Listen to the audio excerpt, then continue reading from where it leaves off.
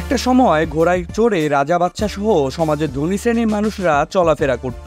কালের পরিক্রমায় এসব আর নেই বললেই চলে। তবে মাগুরা জেলায় ঘটেছে অনন্য এক ঘটনা। ঘোড়া সাজিয়ে ঘোড়ায় করে বাদাম বিক্রি করে আলোচনায় এসেছেন মাগুরা জেলার সদর উপজেলার ছোট ফালিয়া গ্রামের মোহাম্মদ উজ্জ্বল হোসেন। প্রায় ৩০ বছর ধরে ছোট পরিসরে নানান ব্যবসার সঙ্গে জড়িত থাকলেও স্ত্রীর পরামর্শে ২০ বছর ধরে বাদাম বিক্রি করছেন উজ্জ্বল। সম্প্রতি একটি ঘোড়া কিনে ঘোড়ায় চড়ে জেলার বিভিন্ন বাজারে ও বাড়িতে গিয়ে বাদাম বিক্রি করে আলোচনায় এসেছেন এই যুবক। ঘোড়াটিকে সাজিয়ে নিজেও সেজে ঘোড়ার পিঠে চড়ে এই গ্রাম থেকে ও গ্রামে বাদাম বিক্রির ফলে বিক্রিও বেড়েছে অনেক। ২ স্ত্রী, বাবা মা ও প্রতিবন্ধী এক সন্তান সহ ৩ সন্তানকে নিয়ে তার সংসারে এসেছে কিছুটা সচ্ছলতা। এই যুবকের ইচ্ছে ঘোড়ায় চড়ে তার বিক্রিকৃত বাদাম খাওয়াবেন প্রধানমন্ত্রীকে। মানে ২০-২২ বছর ধরে অনেক ব্যবসা করতেছি। তরমুজ, আনারস খুব ফল ফুললি ব্যবসা করি। করলে ৩ মাস ৬ মাস করার পরে আর করা যায় না। তারপরে আমি এলা ঘুরিয়ে বেড়াই।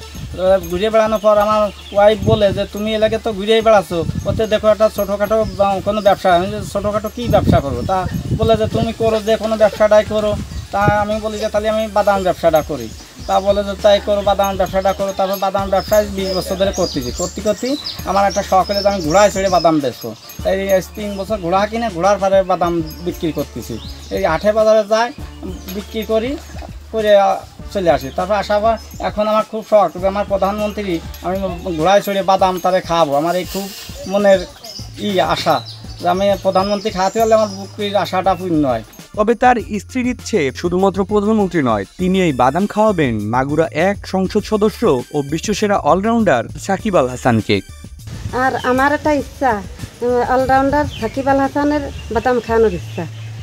আমার এই শখটুক পূর্ণ হলেই যথেষ্ট। এটা একটা ব্যতিক্রম নতুন পরিচয় উজ্জ্বল ভাই আমাদের।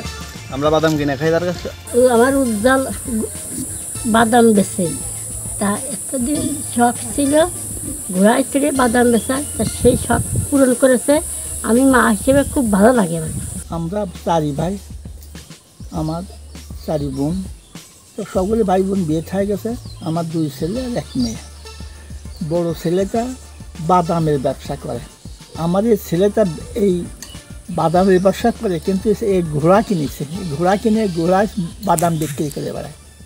কিন্তু এই অনেক আগের থেকে ওর ইচ্ছা ছিল, আমার বাপের 2টো ঘোড়া দেখছি আমি, কিন্তু সেই ঐতিহ্যটা ওর ভিতরে আসছে। ওর মনে হয়েছে যে ঘোড়া কিনবো, এখন সে ঘোড়া কিনেছে। সে ঘোড়া কিনে বাদামের ব্যবসা করে বেড়ায়।